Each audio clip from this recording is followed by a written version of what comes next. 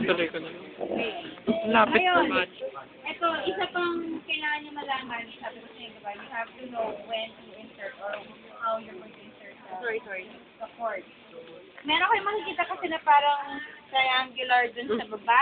So, yun din yung magiging bottom niya. So, you have to, isa yun sa mga titingnan. And you also have to make sure that you are also having the switch on the proper channel. Kasi dalawang channel to, di ba? So, kunwari, ito yung nilagay ko, dito ko nilagay, dapat nakababa dun yung switch. Kung saan po yung lalagay dapat nakababa?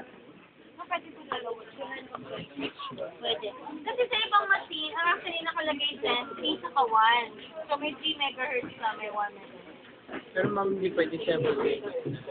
Maging setting mo lang kasi. Yeah. So, ito yung sinasabi ko sa inyo, nakita ba lahat, yung settings for the pulse. So, may 2:8 or 1:4 yan, may 1:9, blah, blah, blah. Tapos isang continuous lang. So, pag ito yung nakalagay nyo, continuous ultrasound yan. Basta meron ng duty cycle, pulse na yan. If you are to use this one, most of the time what we're using is the 2:8, 20% pa rin. Okay? Kasi 25%. Tama ka. 2:8 po? 1:4 yun. 25% yan. Okay? Pero yun ang most of the time. Okay? So we're just going to the continuous ultrasound. For example, chronic, ano to? Vesicular tendinitis ka? Or something? Or hindi. Sige.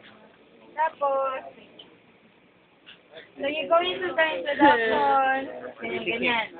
Wait. Isa pa, aside from that, making sure na doon nakababa yung switch, you are also to look into kung saan nakababa to sa intensity. It should be at watts per centimeter squared. Pwede naman sa watts, pero hindi naman tayo, sa power na kasi siya eh.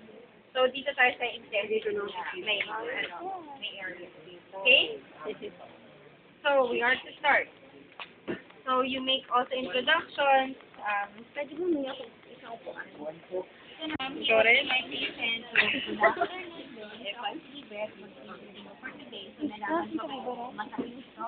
Ay naman, bumaba ka naman. Bumaba ka lang. Okay, so, ngayon nag-meeting natin ultrasound. So, you always present the reason. Madali. The reason.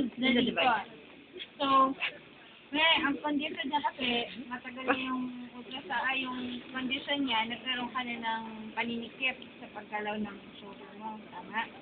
Workout. So, gagamitin natin to para more or less lumambot yan. After that, kasi makaka-take advantage tayo nung nainitan sa loob and then mas madali tayo plus you. Okay? So, anong basis niya is increasing tissue extensibility. So, for example, binigay sa'yo is acute part, kunwari sa kanya, acute tendinitis. So, sabihin mo naman, iba naman ang reason mo kasi pag gamit natin ng ultrasound, yung more or less mangyayari, may movement sa loob na makakapagpabilis ng pag-injury. Ganun naman. Movement sa mga fluids sa loob. So, more or less try to make them understand it. Okay? So, ang mga materials na prepare niya dyan is this will be used now to wipe off the Dictotrophic. Ang laki ng mga ice cream yan. Pam nakikita. Mahilig po kasi mag-lollipop sila. Ngayon, sa ibang clinic nagtitipid. Alam niyo ba, nakita ko, nagtitipid sila. Papel ang kanilang pinag-tipid. Yun eh. Sobrang hirap ng Pag nila. So, you also have your ultrasound towel para kung ano man yung na-iwan. Okay. So, Yan. ang sarap ka ba? Oo nga. Sarap ko. Kaya din. So, kunyari nasa ko sa kanya, parang dito sa kanya.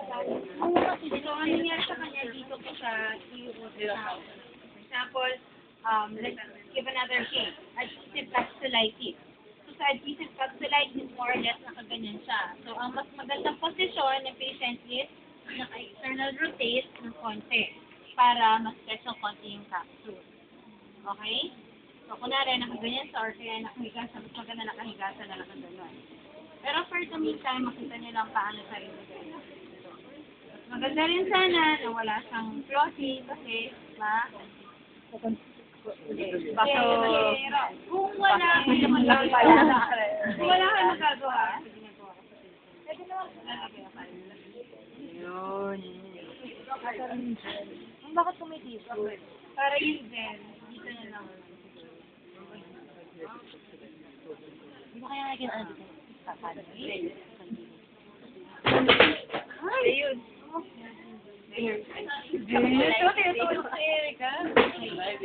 Now, you're going to place, again, you're going to place the gel onto the capsule before you Naging si Pam na lang siya. Bago yun, dapat nakalagay na. habang may noon, nag-spread. Habang buod. Then, medyo malamig yung gel.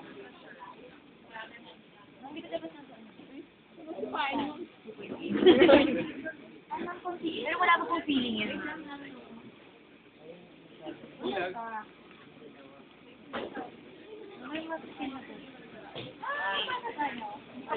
Ala naman, masisira yung